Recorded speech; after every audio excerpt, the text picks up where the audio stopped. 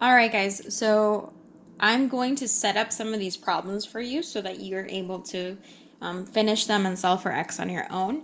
I'm not going to do it all the way through because I think you guys are all fairly decent with algebra and you can solve for x on your own, okay?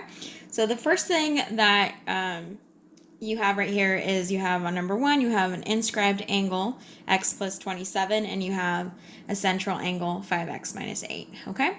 And so one thing you should have learned from 8.3 is that x plus 7, that is half of 5x minus 8, okay? So one thing you can do is you can do 2 times x plus 27, because this is twice as big, is equal to 5x minus 8. That's one way to solve this, okay? Or you can also do x plus 27 is half of 5x minus 8. Okay, you can use either one, but I'm going to use this one at the top so that I don't have to get fractions, okay? Or I would use that one at the top so I don't get fractions, but that's how you set it up. And then from there, you know how to solve for x, okay?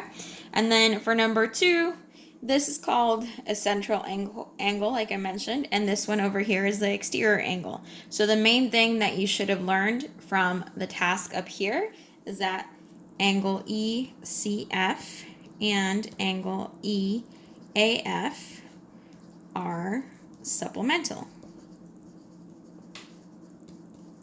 Okay, if you don't remember what supplemental means, that means that they equal to 180 degrees together. Okay, so that one's pretty simple. You do x plus 40 equals 180, and then you solve for x. Okay, all right, number 3 down here might look a little tricky, but the first thing you need to know is that this arc right here, this arc is the same degree as this central angle, okay? So if this is 80 degrees and x and 80 are supplemental, then that makes it easy enough to solve for x, okay?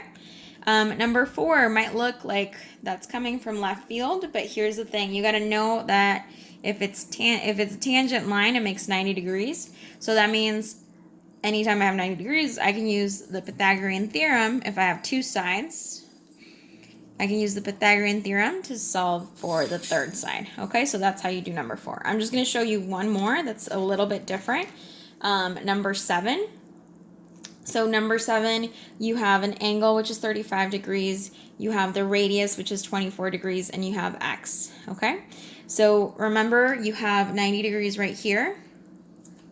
And then last chapter in module 7, we went over sine, cosine, and tangent, okay? So that's how you're going to use, and that's how you're going to solve for x. So we have an angle, and then we have opposite over adjacent. So that means we're going to use tangent of 35 degrees because that's TOA.